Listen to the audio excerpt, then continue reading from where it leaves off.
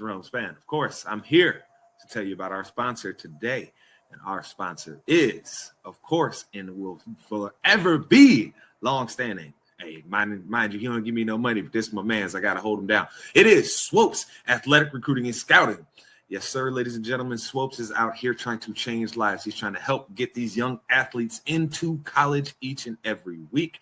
Every day he dedicates a lot of time to this. This man has a serious passion for helping others further their education and further their lives in with a lot of great ways.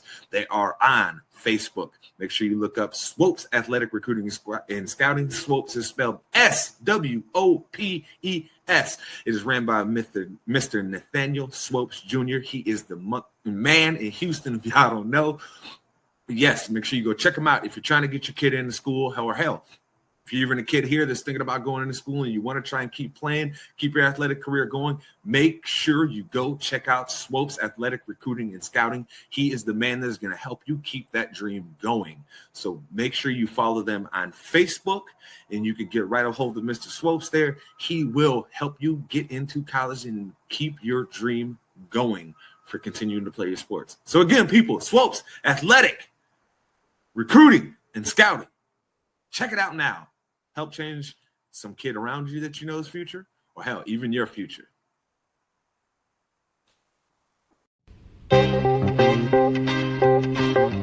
Yeah, Enigma in the house. My man Jay Spann, Titan Studios. It's called From the Heart.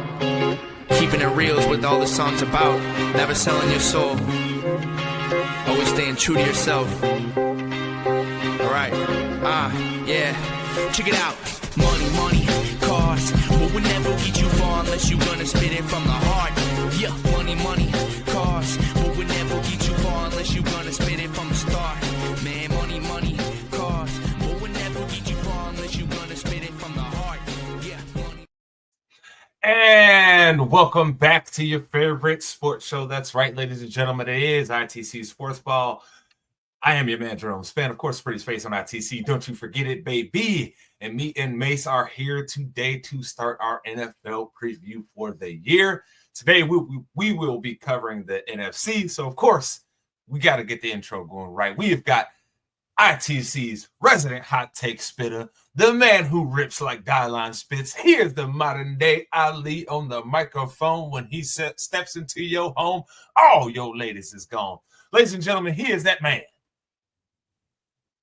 Listen, bro, I decided to let them know that I am the youngest face in the sports ball crew. Just had to remind them that I am, in fact, a YN today.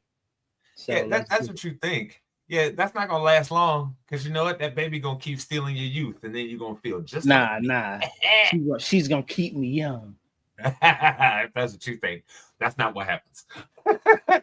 But that being said, of course, we've got a whole lot of teams to get into here, so we might as well get the show rolling. And we today are starting with the NFC South. Now, this year, the NFC South, to me, it looks kind of like a wide open division here. So I want to start with you here, Mace. Who do you got as your worst team in the NFC South in this upcoming year? Probably the Saints. Why do you feel that way? Who's going to play quarterback for him?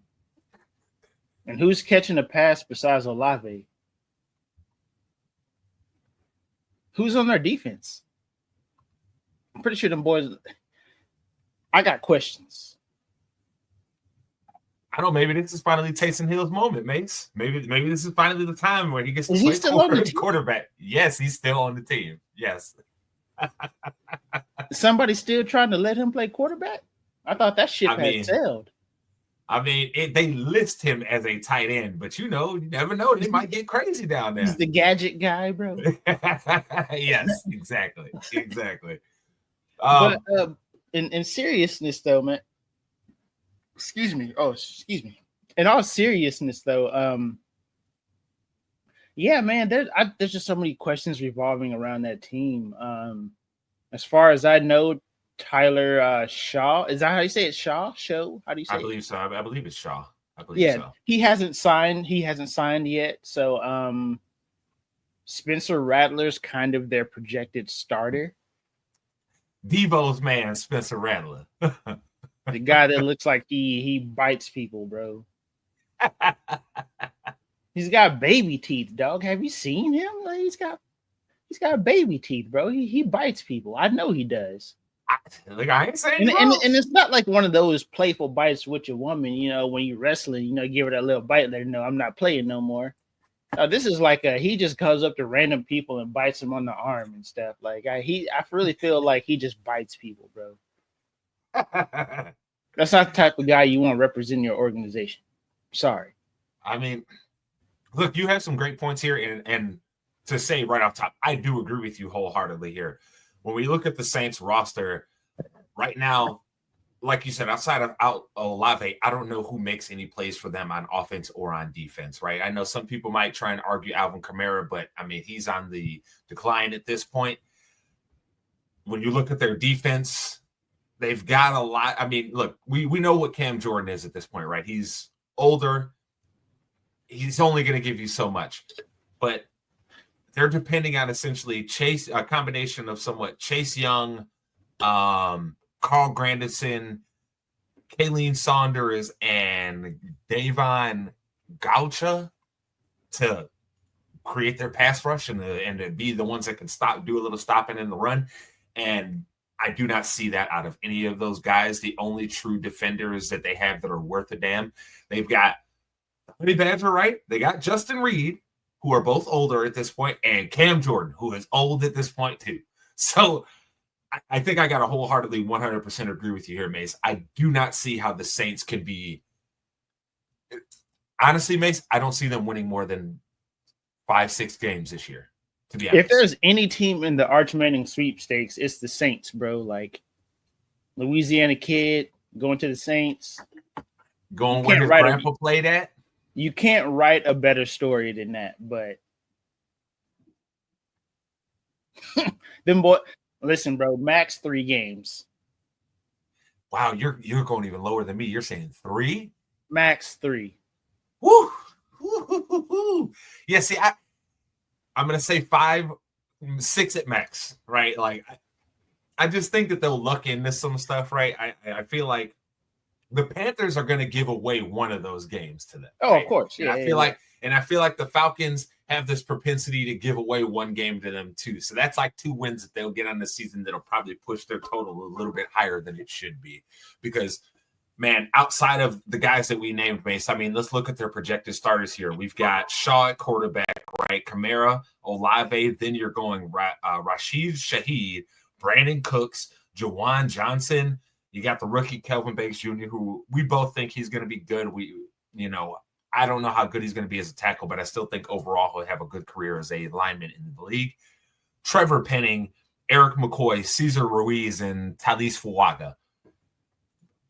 Brother, there's nobody out there that stands out. I mean, even Olave, at this point, Mace, I question whether he's going to be a number 1 based strictly off of the fact that I don't know if he stays healthy. And if he goes out, what do they do then? Just looking at their offensive projected started, I would probably say that the most upside is in that offensive line, right? Because they have a lot of high draft picks on that offensive line. You got a veteran in McCoy. That will be their saving grace as a team if their offensive line can gel and play well. If that happens, they might reach that 5 or 6. Like I'm still not going to sit here and say they're got a challenge for that division or win some games, but on the higher end of being optimistic for that team, I would definitely say if their offensive line plays well, they can probably squeak out 5 to 6 wins. Yeah. And that's the only thing that I'm counting on in that team, Mace, is I think their offensive line will be pretty good this year because they weren't completely terrible last year. It's just they had injuries. They were moving pieces around and stuff. So I think that offensive line will gel a little bit more. And I think getting Banks Jr. in there right away is going to help with his development because he'll be able to figure out what are the things he needs to work on right away, right? One of my concerns with him is hey, man, I saw some guys beating him in the playoffs and stuff that shouldn't have been beating him. Now, I do wonder if that was a part for his health at the time, because it was reported that he was playing through some injuries. Yeah. So when the SEC championship game all throughout the playoffs, because he didn't play in the SEC championship game because of an injury. And then throughout the playoffs, he was coming back from the injury. I think I'm pretty sure that had a little bit to do with it. He wasn't 100%. You could definitely tell out there, but he was better than the option of starting a sophomore in his spot. Oh, for sure. So I do think that it had something to do with that for sure. So I think the offensive line play will be good, because I still think Calvin Bay, I think he's going to be good. I think Penning he's not a top end guard, but he's good enough for you, right? I think Eric McCoy is one of the best centers in the league. Cesar Ruiz, kind of got to wait and see. And Fuaga, I think he is somebody that he's shown upside, right? Like last year, he didn't look completely lost. And that's the biggest thing. So I think they have something there, and it should grow as the season is going, right? So I think that's where I get them to the 5 or 6. But if they start getting injuries, Mace, I'm telling you right now, my prediction goes right along with you. 3 wins at max. So the last thing on the Saints here is, if I'm not mistaken, Tyler Shaw still hasn't signed his contract. And I know some second round picks are starting to trickle in and getting their contract signed. I know a couple guys have gotten fully guaranteed deals.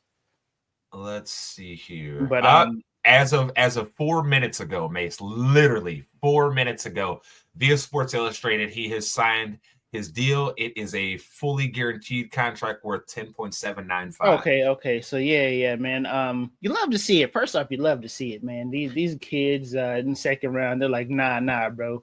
We're not getting as much money as those first round picks, and that's cool. Mm-hmm. But we want all our dollars. You love to see it. And if you guys want to hear more on that, go back and watch the Sports Ball episode that was from Sunday, because that will be one of the things that we talk about, is the dynamic change that is happening in the rookie contracts right now. But that being said, we do got to continue on here. So, Mace, who do you got as being your number 3 team in the NFC South? You know what? I got the Falcons. Something I want to believe in them, right? Like I really do. But something tells me that it's just going to go wrong, man, or they're not going to play up to their potential. I'll say they're not going to play up to their potential, right? Because we know Bijan is a top 5 running back in this league, right? Penix, we don't know what we're going to get. We know his arm is stronger than Kirk Cousins. So you would think that him and Drake London and goodness, man, are they ever going to get an OC that can take advantage of what Kyle Pitts can bring to the team? Like, are they ever going to get a play caller that's going to be like, you know what, bro? We have a 6'5", 230, 240-pound tight end and a 6'5" receiver, 220, 230, whatever he is. We've got to find a way to get these dudes in one-on-one situations and get them the ball. If I'm being honest, Mace, if they don't get it happening this year, I don't know when. I don't think it ever clicks for Pitts. If it doesn't happen this year, dog, it's just never going to happen. It's no longer a me questioning the scheme thing. It's a him thing. Yeah, definitely. Because we saw Mooney balled out last year for them, right? Drake London balled out for them last year. Bijan balled out for them last year. Where you at, Kyle Pitts? You're not the one that the defense is pulling coverage to. That's London or Mooney at this point, right? Where are you at, Kyle Pitts? So if he doesn't get it done this year, Mace, I think we're looking at him most definitely as another super high-end athlete, but not a good football player. Yeah. But like I said, I don't disagree with you on that, though. I think this year, with Penix being there, the offense should have more explosive plays to it. And that's where I'm so hard on this Kyle Pitts thing, which is, brother, you either show up this year or, to me, you just trash. Listen, bro, the middle of the field between 10 and 25 yards, Kyle Pitts should be eating good. What was the what was the boy that Denver drafted that was a super athlete for forever, but couldn't be but wasn't a good football player at tight end? What was his name? Oh man. Oh Lord. Let me see here. I don't know, bro. I can't think of his name. You know who I'm talking about too. That's the worst part about it. Hold on. But yeah, like that. As soon as I say the name, it's gonna be like, yeah, that's who it is. Okay, hold on. I'm scrolling back here. I'm scrolling back. Noah Fant. There we go. Yeah. Noah Fant. Another Noah Fant. That's what Kyle Pitts. Look, when you came into the league, we was thinking you could be Gronkowski level, right? Tony Gonzalez, Travis Kelce's, Antonio Gates. Right now, you looking a lot like Noah Fant. So he got to show up. Now, I will disagree with you on the Falcons being third. I personally believe they're going to be second here in the division. Kirk Cousins held them back a lot last year. They were in a good spot to win that division, but Raheem did not pull the trigger quick enough on moving on from Kirk Cousins. Even after they were seeing that he clearly wasn't, where they needed him to be athletically, right? You could see that he wasn't as accurate as he normally is because he was still trying to figure out how to compensate from the injury. If Kirk Cousins isn't accurate, he is not valuable to you as a team because his accuracy and his decision-making is typically something that he leans on heavy, right? So Raheem let that team down last year. He should have pulled the trigger sooner, and because of that, they ended up not making the playoffs when they should have. I think this year, they don't allow that to happen. I think that offense really gets rolling. Does Kyle Pitts show up? I think he does because I don't want to call him Noah Fant yet, Mason. Right? Like I'm pulling for him, bro. Like because I was really excited. I've been excited for him as a potential boom player for so long, and he just hasn't boomed yet. So we will see. But I think for me, this team, their defense is going to be better than I think some people expect because Raheem knows how to scheme up a defense. And because of that fact, I think they end up being the number 2 team in their conference here. Now, Mace, who do you got as number 2 then? Since you said the Falcons are you number 3? Are you number 3? Who's number 2? Panthers are going to surprise people.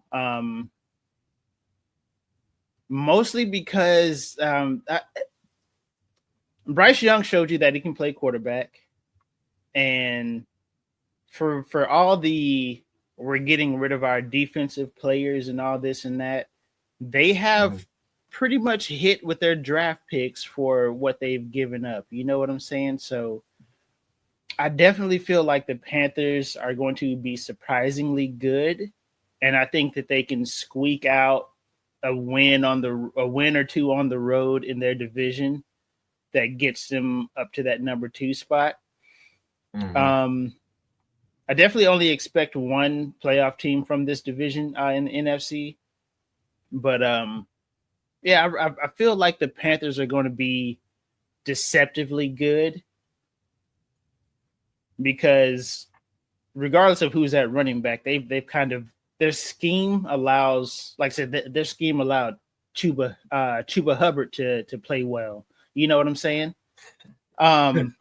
Which I don't think either of us – after seeing that first year or two in Carolina, thought that Chuba was going to be that.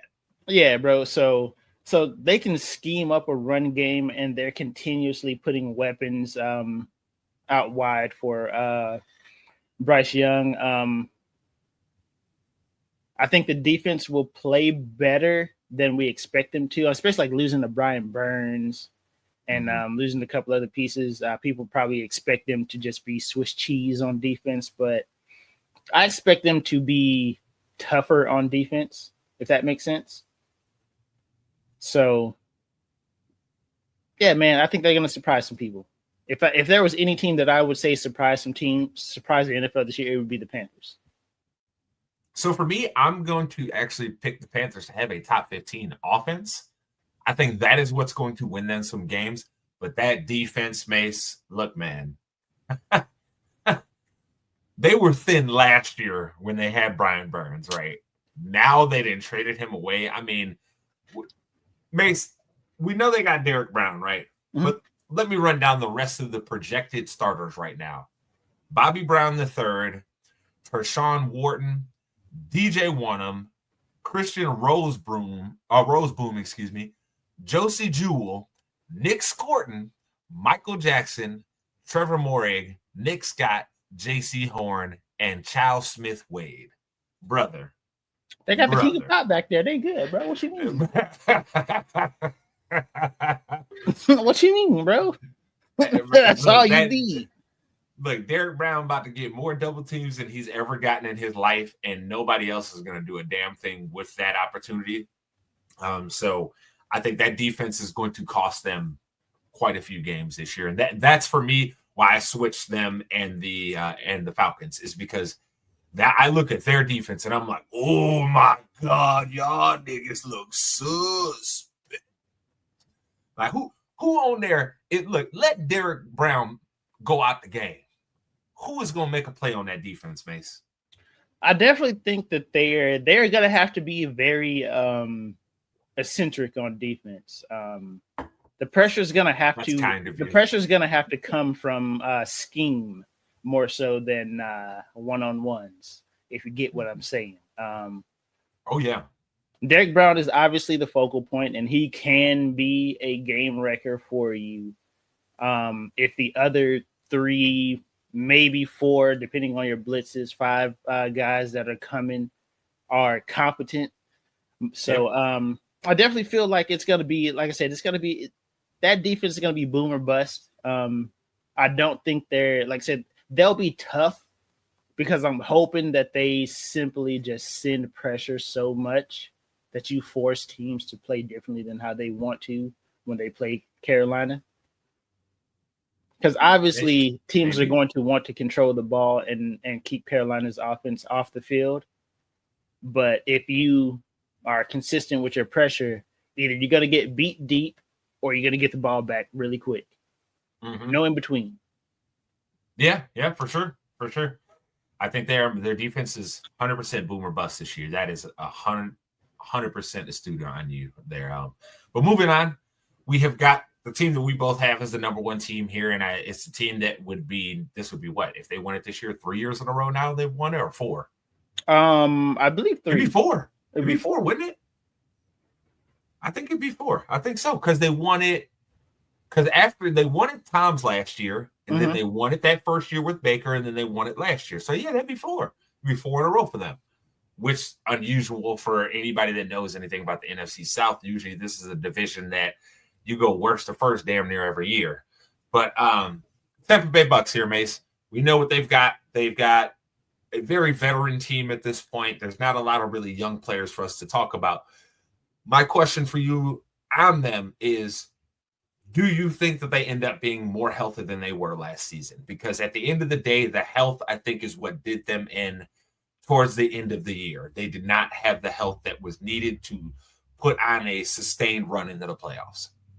I definitely think you have to expect them to be healthier. Obviously, we can go ahead and chalk Mike Evans up for like 1,050 yards. Just go ahead and give him his 1K. Bam. I like their skill position players. Like I said, you get Ibuka. You've got some other players at the receiver position for them with some juice in the legs. Because Mike Evans, he's your old reliable. If you leave Mike Evans 1-on-1, more than likely good things are going to happen. So he still gets that attention. But you got some juice with Ibuka. You got some juice with Bucky Irvin in the backfield. Who's the other guy they drafted last? Last year. Can't think of the receiver's name. You talking about Jalen McMillan? Yeah. So I think it's really dependent on how. I'm not sold on Chris Godwin coming back. He like when we're talking about injury history, I think kids are starting to pile up on him, and that's obviously why they went out and got Ibuka, because if first off they can play the same position, him and Ibuka can essentially run the same route tree for them in that offense. I think Ibuka can step out and be a X or Z or the Z receiver for them, not necessarily the X. Mike Evans got that set up, so he can step out and be the outside receiver if needed when Godwin's healthy. But I think this is going to be the beginning of the phasing out of Godwin in that offense. I know they just re-signed him and all that stuff, but at the same time, you don't expect him to be healthy. If you're going out and drafting a player in the first round at his position, you don't expect him to be healthy. I mean, you would love to be like, yeah, Chris Godwin's going to come back and have a great year and da-da-da. Because, I mean, every year that he's actually been out on the field, right, he's been an excellent player for them. I mean, this is a guy that was highly valued by a lot of teams, but he chose to continue to stay in Tampa Bay. Now, the one good thing for him on this injury, on this last one, right, it was a dislocated ankle. It wasn't him tearing a tendon. It wasn't, tearing an Achilles, tearing an ACL, tearing a patella. It wasn't nothing. It wasn't a tear or something like that. So he is fortunate in that way. But to the point that you made, when do those injuries start usually catching up with guys? It's usually when they get around 30, and he's 29 this year. So I think you are very right on the nose there with saying, hey, I think Ibuka starts the slow phase out of Godwin. I think within the next 2 years, we see him phased out of that offense to where eventually they end up moving on for him probably before that third year of the contract comes up. So, definitely. I think that's one thing that they have. Their defense, again, very veteran-laden unit there. I am curious to see how Reddick is going to come back after having that 1 year off of football. I mean, for all intents and purposes, right, that guy didn't do anything football-related last year. He may have kept himself in shape, but he didn't play football. I'm almost willing to side with the fact that, like, not saying this is for every NFL player, bro, but I think taking a year off would do a lot of guys some good in the NFL, especially those guys that come in that are fortunate enough to come in at 20, like right at 21, fresh out, and they're contributors in the offense or defense for those first 6-7 years of their career. They hit 28, 29. They're trying to get one more big contract. I would really feel like that would definitely be beneficial to some of those guys to take a year off. Because, I mean, at almost every position now, the age in which guys are starting to fall off is starting to get a little bit higher. Outside of running back, which is probably the one position that really needs to start taking seasons off. Think about it. Maybe let's just say you're a 27, 28-year-old running back. You know you're not getting big contracts anymore unless you're one of like 4 guys in the league, which you're probably not. Take a year off, get you a 1-year prove-it deal, and then find you in the last little like 3-year deal. It's decent amount of money and cruise out the rest of your career, bro. You right. But I don't know if mentally they're in the right place that they need to be if they take a year off, because that's a year off from car crashes every day. And that give you time to start thinking about the crazy nature of what you are actually doing. Okay. That give you a whole lot of time to be like, damn, nigga, I was really out there doing that. But to slide back to the Bucs, though, I think so. From the things that I've read about the OTAs and mini camps and rookie mini camps and all that stuff, the veterans on that defense have been pretty positive about Shiloh Sanders' play as a safety. Obviously, it's still a long shot for him to not only make the team or even become a contributor for that defense, but when the guys on the team see something out of somebody, it's kind of a good tell that guy's going to make the team, right? So I'm pulling for him, bro. He went undrafted, which is unfortunate, but I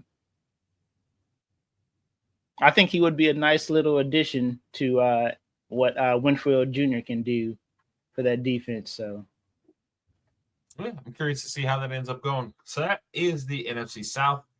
Now we are moving on to the NFC West, Mason. Last year, this was a division that was very strange in a lot of ways. We've also seen that this is a division that over the course of this offseason is some teams have had some major changes, right? So starting to ask you right away, Mace, who's going to be number 4 team in the division? I think it'll this is tough. This is a tough call, man. I'm gonna have to say the Seahawks, just because I really the transition on offense that they're trying to make in one offseason just seems to be a little too drastic, in my opinion. I'm not saying Geno was top tier, but like losing a starting quarterback caliber guy, losing your top receiver. The offense was already going through a transition anyways. They were trying to rebuild that offensive line. And now you have to put faith in a less experienced quarterback. I mean, cool. Nobody expects Milroe to start at any time soon in this season. If he starts, it's bad signs for them. Yeah. Okay. If Milroe is out there as the starter, like this isn't going to be some Russell Wilson type deal where it's like, oh my God, I don't know how everybody passed up on him. He's really that good. He's going to be the starter. This isn't that. So yeah, man, Milroe got some work he need to do. Okay. That defense, be out there. The defense they put him out there. They running the Tim Tebow offense with his ass. Okay. Yeah, like I said, that obviously we know the strength of that defense is the secondary, right? They've been building up that front seven mostly through trade. They're trying to do that through the draft a little bit, but my issue with that team is wholeheartedly on offense. Like I don't. You've got a good run game with Kenneth Walker and Zach Charbonnet. I'm gonna say Charbonnet. That sounds right. Is it Charbonnet? I thought it was Chardonnay. Like the drink. Listen, bro. I'm not the name guy. Yeah, Dro definitely not the name guy. Oh yeah. No. But they've got a run Charbonnet. game. Charbonnet. So you were right. Yeah, you were right. So yeah, they have to lean on that run game. Like they have to. Mm-hmm. But I don't know where the explosive plays are going to come from. And to win games in the NFL, you have to have explosive plays. Like being able to grind it out on from. MVS, baby. Hey, my man has been stealing money for the longest. What it is to be 6 foot something fast. 6'4" and fast, bro. He's stealing money because he's 6'4" and fast, bro. What it is. You love to see it. But you know what? We forgot to mention that Cooper Kupp is up there now. But like I said, bro, I don't know if Cooper Kupp is. I don't know what we get out of Cooper Kupp in a team without a quarterback or a scheme. So I don't want to stay on the Seahawks too long because I am in 100% agreement with you. Geno was doing a lot for them, and a lot of people who haven't actually taken a minute to watch any of the film do not understand. Geno was doing a lot for them on that offense, dog. A lot. Them losing him for Sam Darnold, who for last year was throwing to Jefferson and Atkinson, right?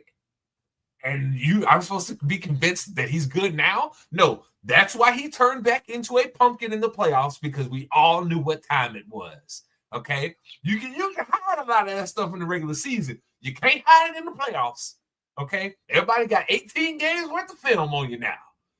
So I think we watched, and I hate to say this about the man because I don't be rooting against people unless they're Green Bay Packers, right? Dog. He's going to regress this year, and it's going to look ugly. it's going to look ugly because last year he was bailed out a lot by having great wide receivers. Because once teams started figuring out what they were doing with him and they was asking him to do some real throws, that was when the interceptions started coming, right? Good for you, Sam, that you got your money. Bad on the Seahawks for being stupid enough to move on from Geno. That being said, Mace, who do you got as your number 3 team in the NFC West this year?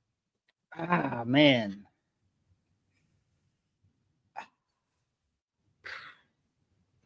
It looks like you still debating. You have your list, but it looks like you even debating your own list right now. Bro, it's just so tough, bro, because you know what?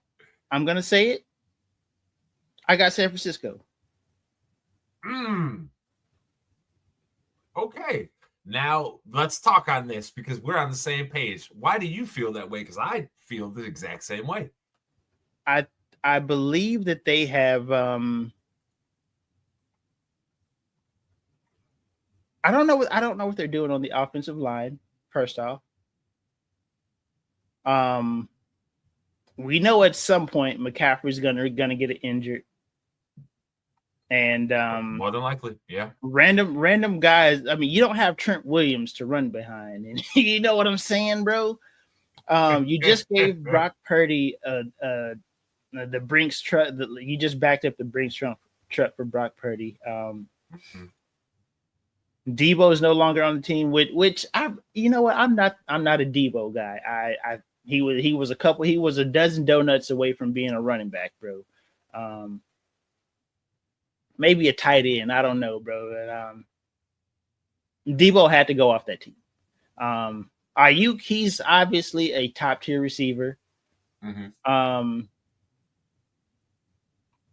don't know, man. I think that mystique of the Shanahan offense has like sailed. That ship is sailed. They're trying to retool that defensive line to be dominant again, but I think it's kind of too late for that. I think that ship is kind of sailed for them to just have that dominant front four. Yeah, man. Their team is going to be hard to beat, but I think a lot of teams are going to squeak out wins versus them. Yeah. So for me, my biggest concern comes because I agree with you on some of the stuff with the Shanahan offense, right? The mystique is gone now. Teams know a lot of more teams know how to actually attack it, right? And to play defense against it.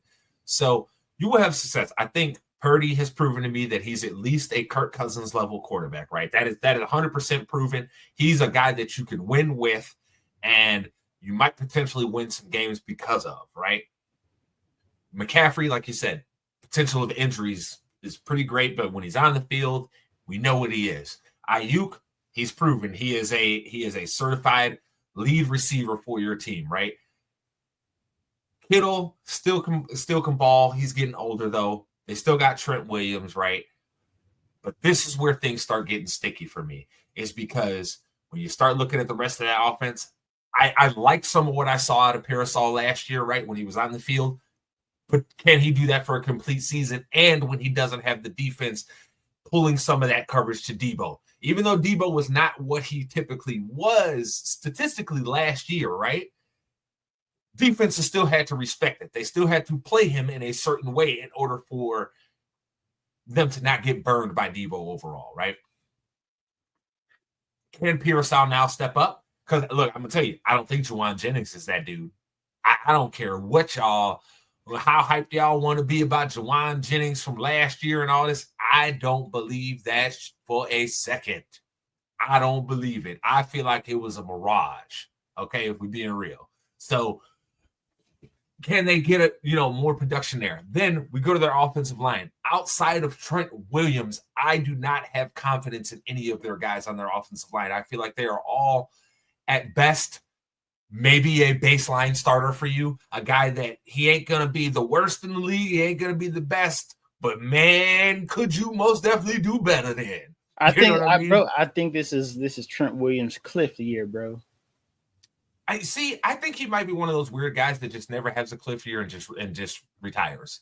We never see it, right? Because he's been playing so long at this point that if we haven't seen him fall off the cliff, we're probably not going to see it. And if there is a cliff for him at this point, it's a health cliff more than it's his skills won't be there anymore. Yeah, because these I think, like I said, I'm the same situation we got out of Terry and Armstead last season for Miami, where it was just like yeah.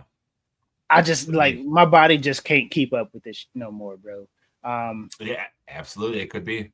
And like I said, whether the cliff comes from health or skills, this just seems like the perfect opportunity for Trent Williams to say, I'm sliding out before things really get bad.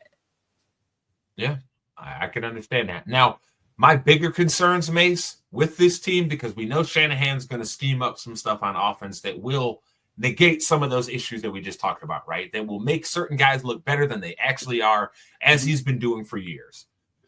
My big reservations with this team come in on the defensive end. Number one, let's start with that defensive line.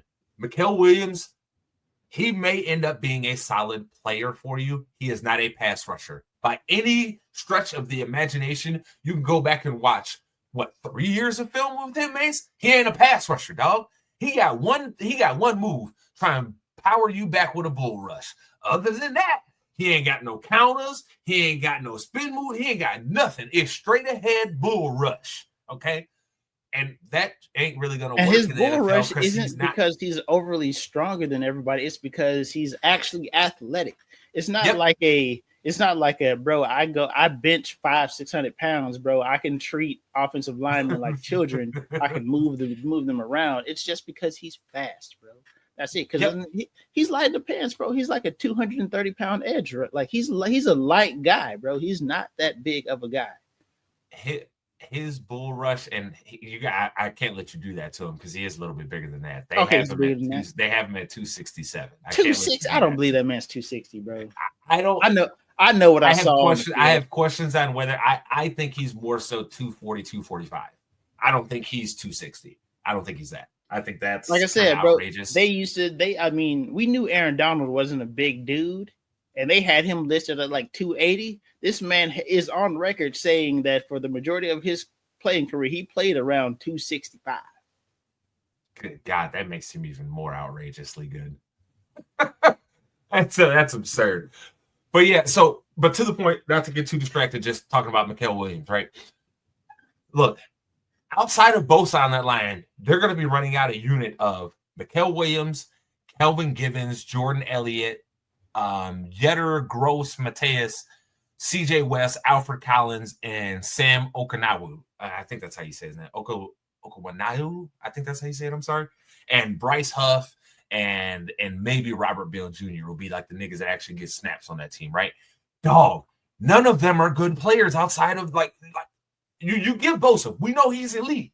There's not any question about that. We know he's elite. 100%.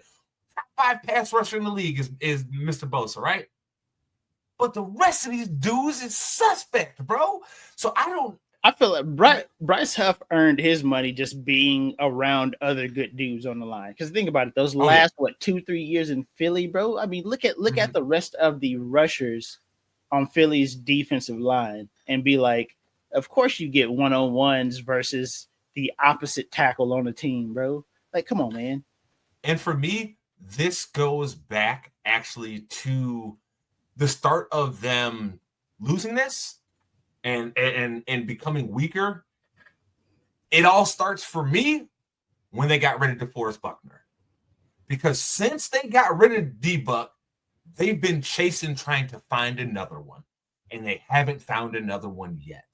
Right? And I think what they're finally starting to realize, because, I mean, over the past few years, they've been able to kind of plug and play with some veteran guys there, like Damian Pierce and stuff like that, to plug and play. We're still going to get a pretty good level of production from you, but we're only probably going to get a year. So since then, they've been chasing that. And, I mean, they have not found it yet. I mean, listen to this. We're going to talk just strictly D-line picks since they drafted Buckner, right? We got Solomon Thomas, DJ Jones, Julian Taylor, Kentavarius Street. I always want to call him Kentavarius, but it's Kentavarius Street. Excuse me. Nick Bosa, right? There's a hit. Kinlaw, miss. We got no D-line the next year. Then you've got Kalia Davis. And you had outside linebacker Drake Jackson because he was supposed to be a rush end for them, if I remember correctly. Mm-hmm. Hasn't panned out. Robert Beal, another guy that was supposed to come in and be able to give him some pass rush. Nothing there. Then you look again, no D-line, and then this last draft, they finally actually invested in some D-line.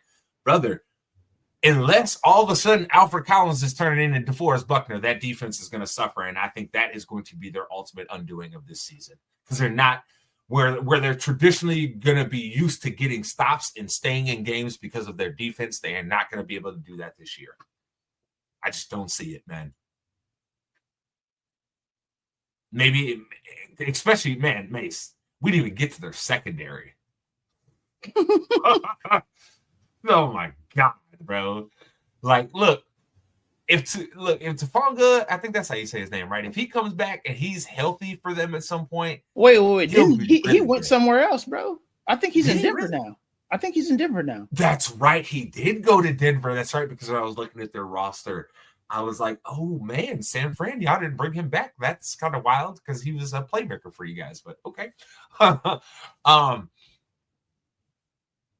don't know. They didn't have the money to bring him back, bro. All that money went to Brock Purdy, bro. So, because I mean, looking at their secondary right now, right? They've got I hate how some of these niggas' names are. Demorday Lenore.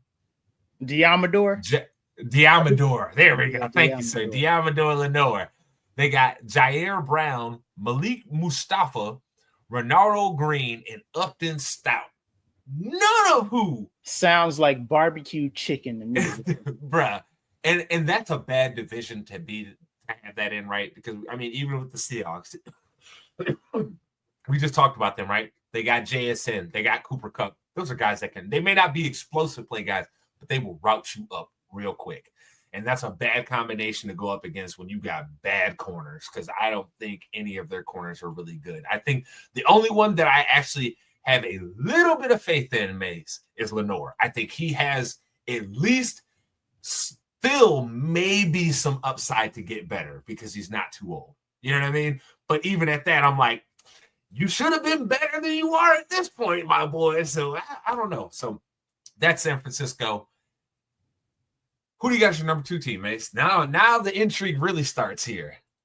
The Arizona Cardinals, man. I almost flipped these two because I do think losing Clayton Adams as their offensive line coach is going to affect their ability to run the ball. Because if you look at that team, statistically, they had not only one of the best run games in the league over the last 2 seasons, they've also had one of the most diverse run games.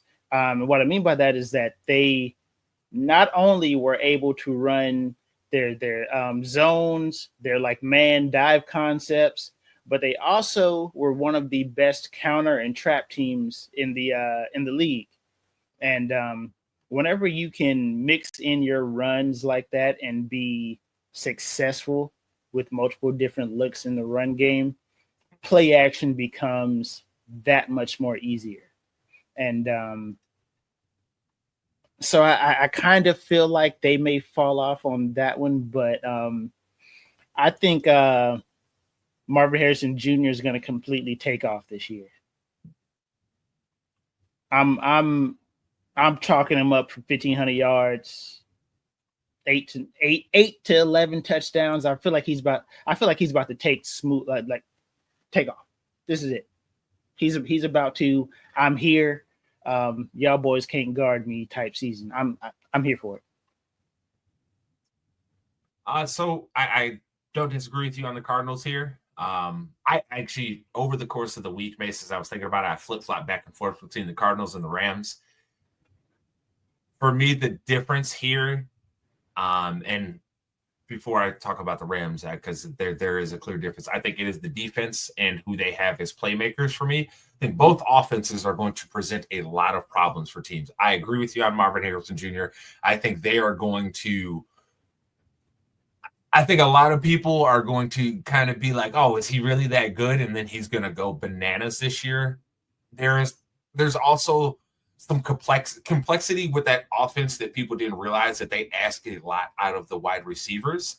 It's a lot like when in Dallas, Mace, right, where you guys are asking a lot of the wide receivers to pick right, do their job right consistently, and be right way more than they are wrong, right? So year 2, him and Kyler being able to work a whole offseason together, with both of them being healthy now coming into this offseason, I think is a very, very big thing for that offense. They are most definitely, I'm calling it now, Mace, it will be a top 10 offense. I'm there with you. They're going to go crazy for sure. But my questions for them, like a lot of teams, then comes on that defensive side of the ball. And I think this is the difference between them and the Rams. The Rams have some guys that I will talk about that I believe that proved to us last year, even coming in on the first year, they are certified playmakers up front. I do not see it with the Cardinals. I know some people might say Josh Sweat, but I think he is another guy that was benefiting from all those bodies being in Philly, where they could just rotate 8 guys at you that can consistently be whooping your offensive lines behind, right? I think he's one of those guys that really benefited from that. I don't think he's actually as good as what his salary says.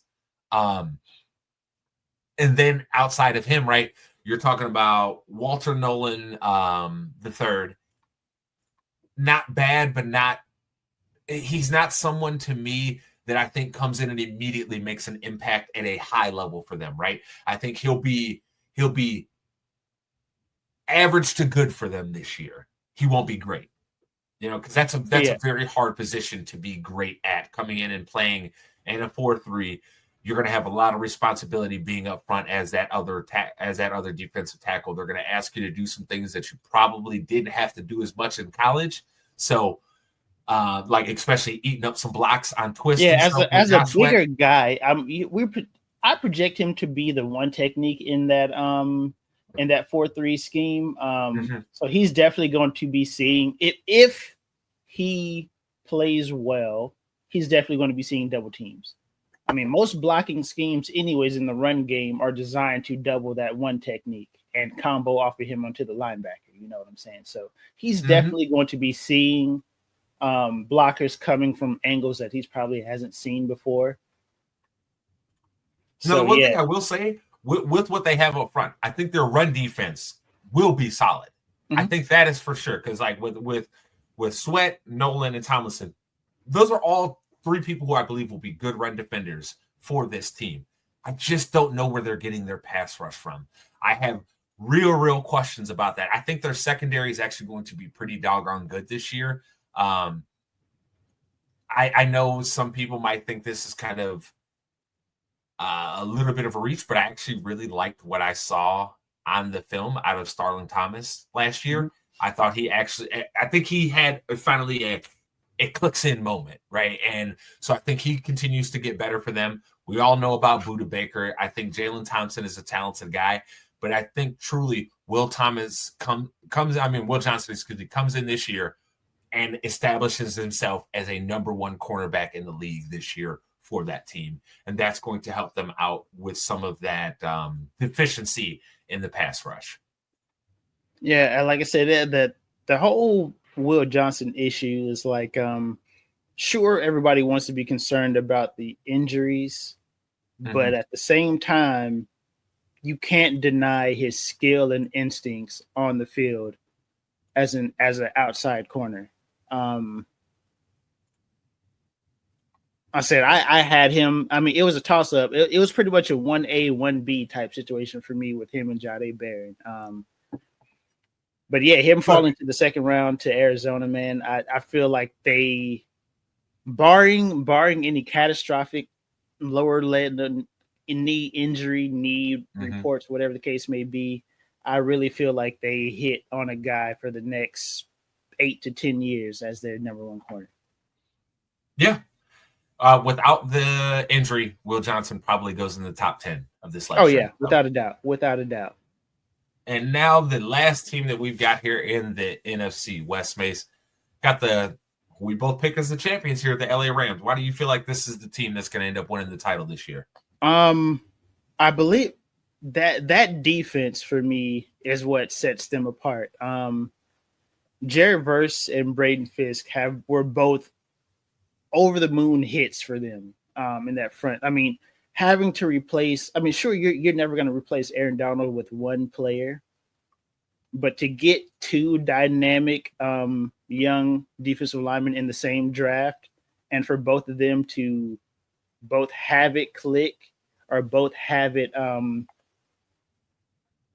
just like I said, like it just clicked for them. They're both playmakers in that front seven, and I think that's what sets them apart, man, because that defense is young, but that defense is also very physical and very confident. Yep. Which is what if young guys play confident, fast, and physical, that's really all you can ask for. And that's what they do.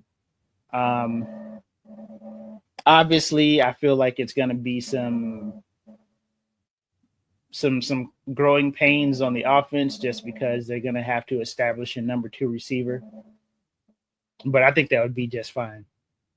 Well, for me, I think that offense keeps rocking and rolling because I think Devontae and Matthew Stafford are going to get on the same page real quick. You know, I completely forgot they brought that guy Devontae. Yeah. So you got to think their top 3 wide receivers are going to be Puka, Devontae, and Tutu.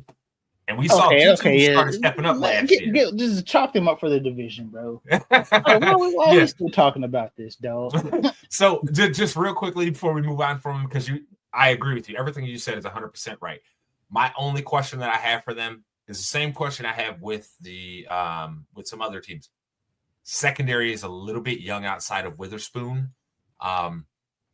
They don't really have necessarily a playmaker there, but I feel like the guys that you named up front, right, and Versk and Fisk are going to make everybody on the back end much better over the course of the season because I don't see either of them regressing. I only see them getting better because I thought they were both going to have good rookie seasons. Like we talked about this last year before the draft, right?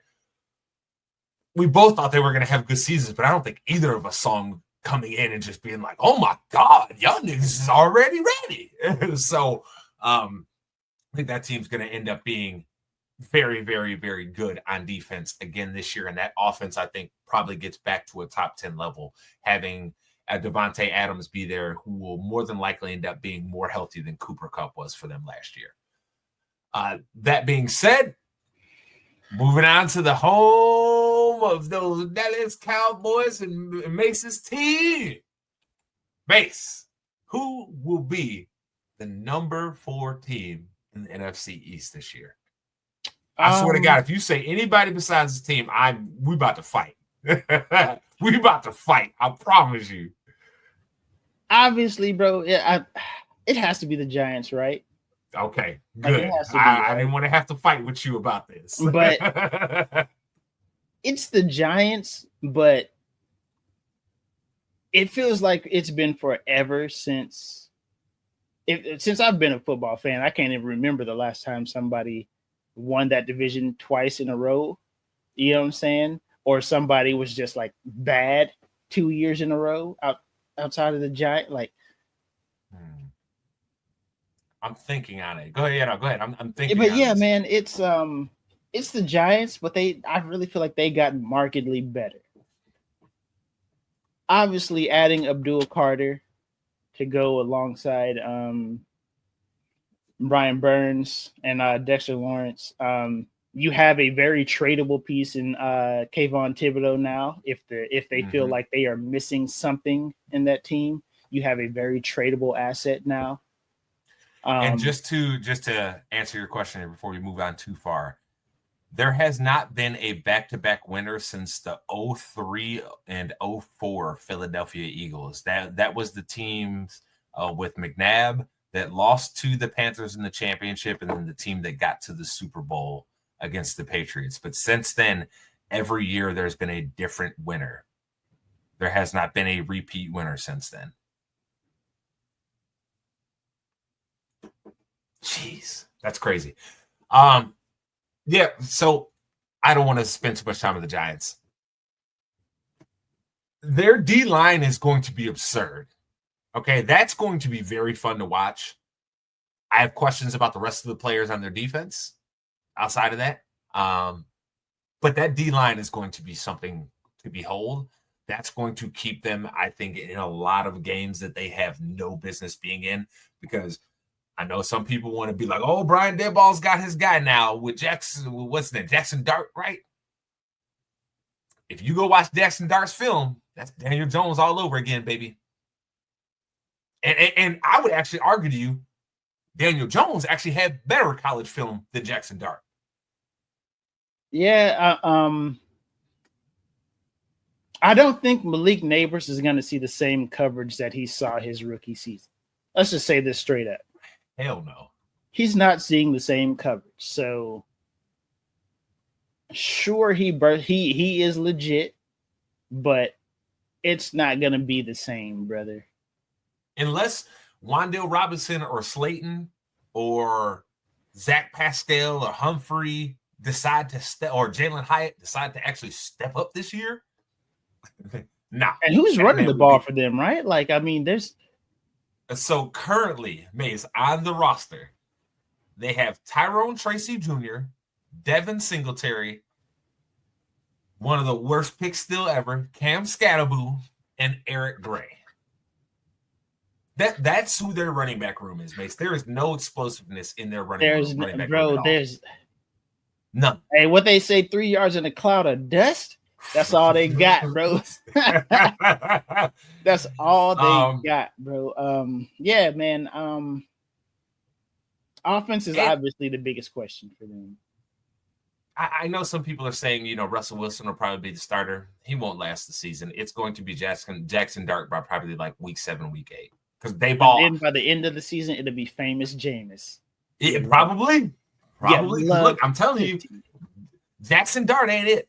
But yeah, that team is Giuseppe, we're sorry that your team did this to you again. We're sorry. You're gonna have 3 starting quarterbacks throughout this season. You're gonna get all 3 guys as a starter for at least 3 games. And we're sorry. We're sorry for you, brother. We're sorry. We don't wish this upon you. At least 3 games. You're gonna get Russ, Dart, and famous James for at least 3. Hey, and don't let it go so bad that Tommy DeVito end up out there again. Off the practice squad, bro. He's gonna come in from the practice squad, though.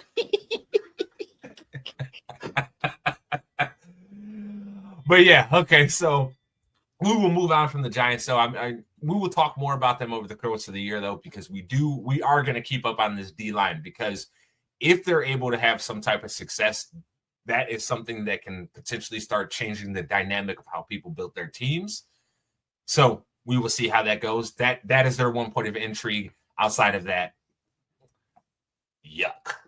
All right, Mace, who do you got as your number 3 team here? And this is where it gets kind of jumbled to me because, like you said, we haven't had a repeat champion in the NFC East since 2003. But I think this is, if it happens, it can happen this year. But I think that these, like any position that you put these 3 teams in, I really can't argue against it, right? But for me, this is the Commanders. I don't have Jaden Daniels so much regressing as I do teams now have a full season of film on him. Remember how obviously Joe Burrow is Joe Burrow, right? But remember how that second season went for him, how teams kind of figured out how his offense wants to attack the field, and they kind of and he had that down season year